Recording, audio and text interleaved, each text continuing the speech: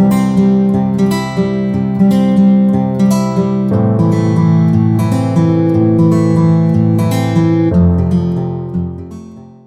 this is Ravi, and welcome to my series, My Journey to First Million. It's a series that I run where I share my journey, I document my journey of building my startup, my entrepreneurial journey, and I'm calling this my journey to First Million because that is a tangible milestone for any business. You start somewhere, you start with your first million before you move to more than that. So, today I'm going to be talking to you my motivations to build my business. And before doing that, let me share with you some updates on what's happening with my startup. Maybe we can start with the emotion meter. How am I feeling? I think I'm feeling on cloud nine again. Since last time I spoke to 4 days ago, my second episode, since then I have been feeling good about it. Unlike before where my emotions were on a roller coaster ride, but in the last 4 to 5 days it has remained steady. I'm still excited. Things have been on the rise. Things have been going as I planned. So yeah, so pretty pumped up. So what's going on with my startup? The number one thing is we have, as I mentioned in the last video, we have clarified very clearly on the exact product that we are going to be offering to the world, and the vision of that product has multiplied manifold. So we are building something for an industry, but we realize that this is not just a solution to one industry. This is a solution that we can offer to multiple industries. So the vision has become multidimensional to multiple industries, and that's why we are all pumped up, because now it's no more a small problem to solve, but a very large problem to solve. So the potential is huge. So that is what is giving me sleepless nights. Just a couple of days ago, I could not sleep because of the boldness of the vision. So there's a magic um, of the boldness. The bigger the vision, the more exciting the journey becomes. So still early days, but it's giving me butterflies and stuff like that. So I am somebody who is who has less patience. So I become impatient. So I just keep pushing things, and as a result, we got together a team. We have a potential partner who would be a potential investor. Okay, co-investor. He would be investing part of his. We would be happy to give a part of the stake in the company to him, because he brings in a lot of value in terms of helping us build a brand, helping us build the product, so to say, both on the design, technology, branding, and stuff like that. So me and my co-founder, who are both product people, but we wanted a tech partner as well. And so this person who is joining us will be an amazing fit, and that's why I'm very excited about. We figured out a way on, okay, what would be an initial investment into building this platform. So the discussions are still on. Okay, how much of our own money, bootstrap money, will be putting in terms of development of the platform. So the way we have decided it is we would be definitely raising money. We The biggest deliverable that one can have before you talk to the investors is a pitch deck, and the pitch deck is the most crucial deliverable. And I would do a separate episode on what goes into the pitch deck. So in the last 2 years or so, I have witnessed lots of pitch decks from startups, because I'm part of an angel investor community here in Europe. As a result, I get to meet startups and founders almost every month, and I get to see and appreciate the hard work that goes into pitch deck. So it's not about the power of your idea, but the power of the storytelling. Okay, how do you reach out and narrow down and go to the heart of what you are offering, the potential of your product. So the valuation of your company, of your startup, all depends upon the power of storytelling. Okay, it's the storytelling that makes the valuation, that decides the valuation of a company. It's the storytelling that helps you stand out amongst tons, dozens, hundreds of pitch decks that goes to the investors, because just investors are flooded with pitch decks left, right, center. It's only getting crowded because there are hordes of founders with ideas, with pitch decks, and every idea translates into a pitch deck. So the market is inundated with ideas and pitch decks. So how do you still stand out amongst this noise is the challenge, and storytelling is the challenge. And as a result, after learning my lessons in the last 2 months, that okay, we did our best to come up with pitch decks, but we learned that we need help. So we partnered with an agency, with a professional agency who would be our sparring partner, who would work along with us to come up with a pitch deck that helps us stand out and potentially raise funding. So the way we are gonna do is, we are not gonna build the product right away. We are gonna do a pitch deck, and along with that, we'll work on a click-through prototype, which would show how the product would eventually look like. So this is what we are going to be demoing to our potential investors, because just with slide deck, it is powerless. And even if somebody says yes to you because they believe in you, usually if there is nothing to show for, you have to part away with a lot of your equity. So rather, we would want to show a click-through prototype, okay, a user interface based prototype, and also showing to them that the development is on. So we would keep building the product with our own money, but hoping to raise something. So always, what we have learned is, if you are not building a product, then it's unlikely that you can convince to a potential investor. And even if you have convinced an investor with your idea, you part away with a lot of your equity if you don't have a product already. So the longer you are in the road to building your product, getting your customer, the longer that you have taken that journey, the better is the valuation for you, and the better is the equity bargain for you with the investors. So that is one lesson. So the more we can pull in our own money, the more progress that we make in our business, the better it is for us. But it's a trade-off. The earlier you get funding, the faster that you can go, right? Because if you're bootstrapping yourself, you're always being stingy in terms of putting in your money. So your growth, your progress is slower.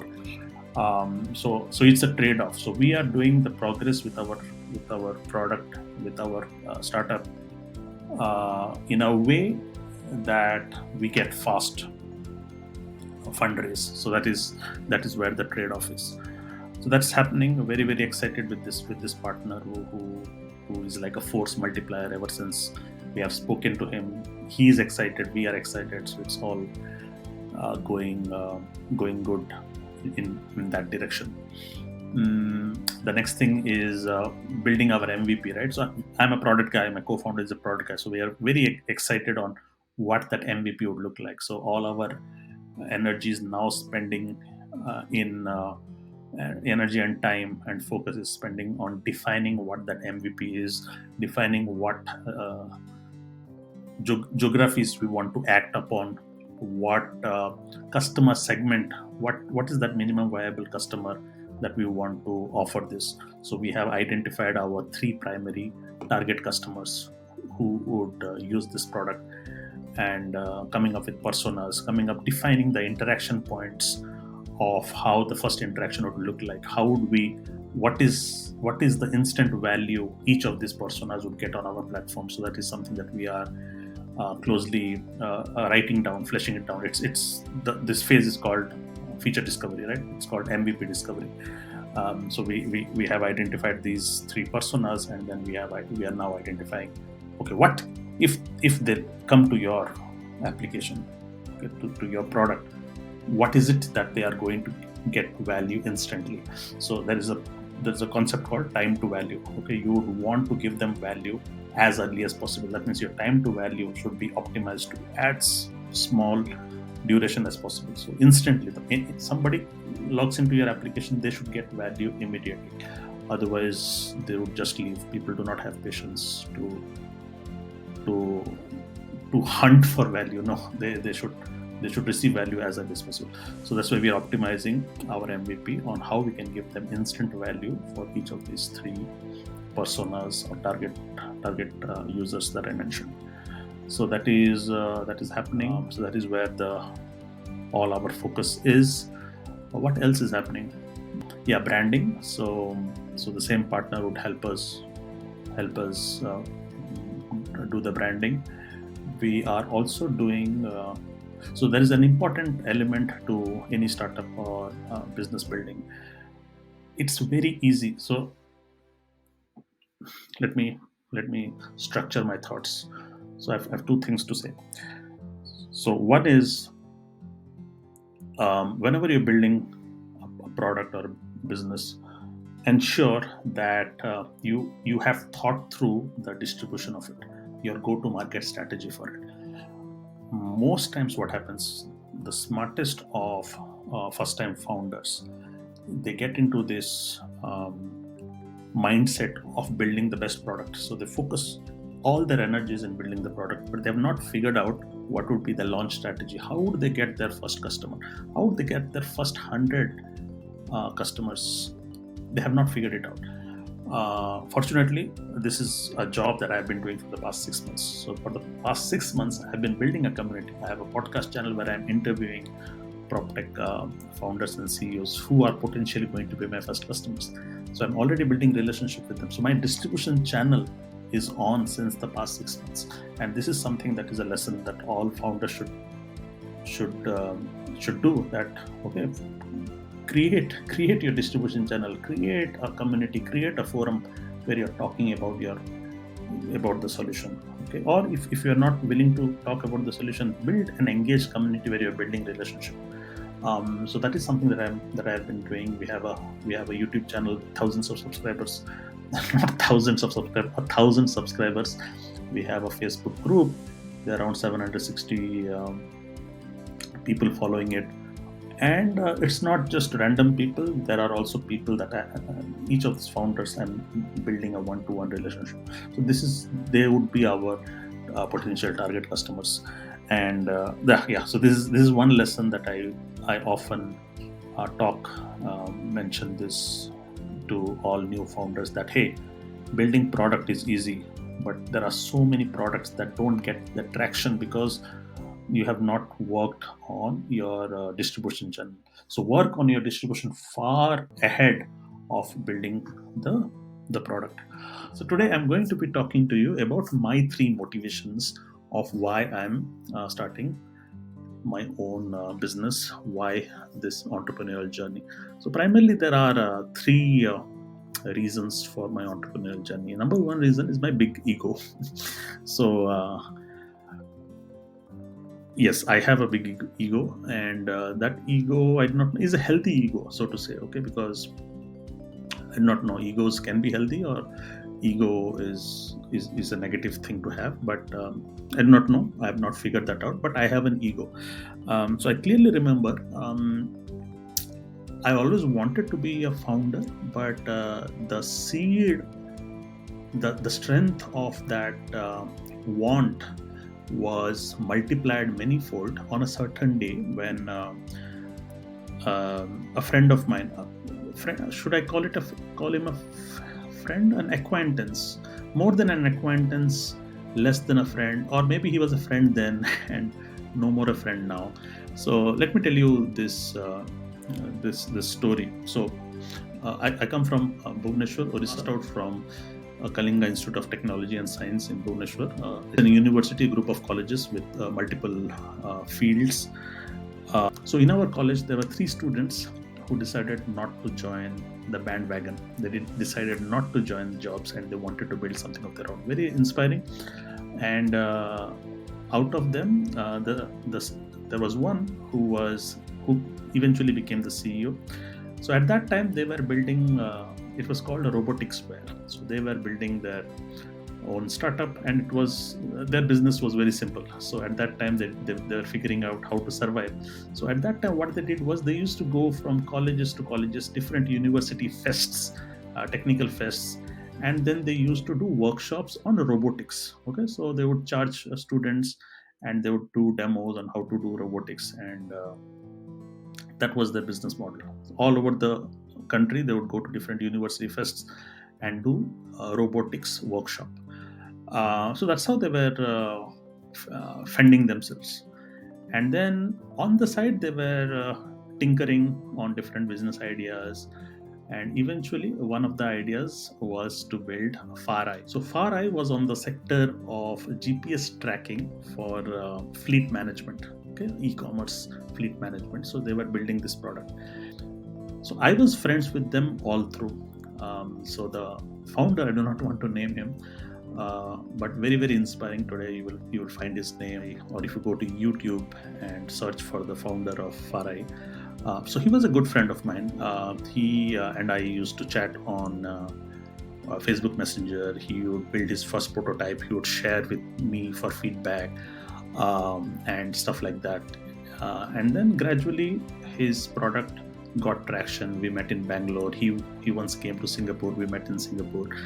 Once I moved to Germany, he wanted my feedback on the product, and wanted to help the product team and stuff like that. So it was great to see them progress. They raised the money from Safe and other very good investors. So they were progressing bit by bit. They were making progress. And then one fine day, after say 7 years of being in operations, the news was all out. They raised $100 million, so they became a unicorn, and they became huge overnight. So they were all over the press. Shraddha Sharma from Your Story, she interviewed the CEO. So within a night, they became huge, and I was thrilled to see their success. And I wrote to the founder. I emailed him. I messaged him on LinkedIn, and I did not hear back. And then I emailed him. I did not hear back. I emailed him twice. I did not hear back. And then I never heard back.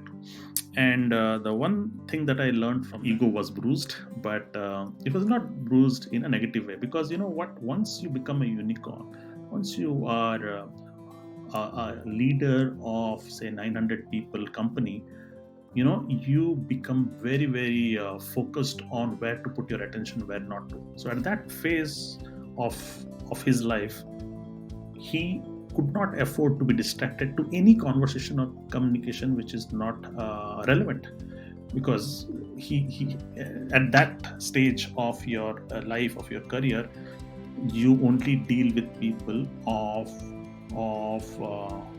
your relevance, right? And I was just a product manager in a company in Germany, so I did not fall into that branch. So at that stage, people filter out the noise from the signal, and I was at that time I was the noise. I was not the signal, so I was not adding any value. I was not relevant for him at that time, right? So, but it did bruise my ego.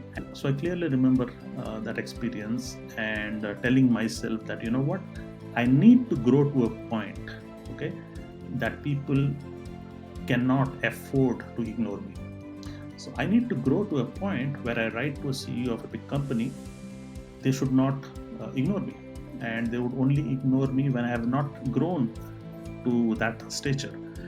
And it's been 4 years now, so I have grown in my career, but not to a point that I write to a unicorn founder and you would respond to me respectfully, or something that they cannot ignore. And that was my motivation, that you know what, I need to grow myself. I need to, and that growth can only happen when I am also a CEO of a unicorn.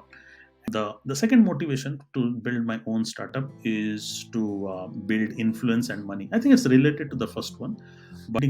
By building a big business, you make wealth for yourself, And wealth for me is a means to gain influence and to bring impact to the world. Okay, without money you can be a philosopher, but you cannot impact the world. To impact the world, to make changes, substantial changes to the world, you need some kind of an influence, and many a times money becomes a medium for that influence. Um, and uh, and I realized that very soon, that without making money it's going to be hard. So my second motivation is for entrepreneurship, to start my own company, is to be able to make substantial money that will give me that influence to make impact the world, to impact change. So my third reason is purely personal growth, and I have always believed that when you make millions of dollars, okay, um, it's not about the millions of dollars, it's about the kind of person that you would eventually become that attracts that millions of dollars. It's not the millions of dollars, it's about what do you need to become as a person, the growth you need to have as a person that would make you attractive enough for drawing those millions of dollars. Okay, so that cannot happen without massive personal growth. So this is a lesson I learned it from Jim Rohn. I think he's the one who said that it's not about your first million, it's about the person that you need to become to attract the first million dollars. The harder the goal that you chase, the better the person that you become. Okay, so you grow as a person for you to be able to achieve that outcome. So I'm here in this journey for the personal growth. I'm a growth guy. That is the core of my values. I have a lot of values, but the top value is personal growth. Am I growing in capacity, in influence, in impact, in personal growth? Am I growing at all levels of my life? I'm a growth guy. If you, I mean, I'm talking about growth for the last 5 years. I'm a pure growth guy. It's the core value of my life. I need to be growing. That's why if you see, I've always been trying to chase bigger and bigger goals. I stumble, I make a fool of myself, but that is a part of the process. So I've clearly written this down, that the purpose of my life is to maximize the limits of my potential. Before I die, I want to die feeling satisfied that I have maximized the limits of my potential. That's the path I am on. So with that, I do not want to stretch it any longer, because mostly I ramble often in this episodes. I wish I had the time to structure it so that I make these episodes a little more tighter. Mostly they are rambles, but I will only get better with time. I would rather have these episodes short quickly than not shoot them at all, in the expectation that I want to make it better in terms of quality. I would rather have quantity than have quality. So with that, I hope you appreciate my effort. Please leave your comments. Please, let's trigger these conversations. I hope some of these lessons will help you to take the same path in the journey.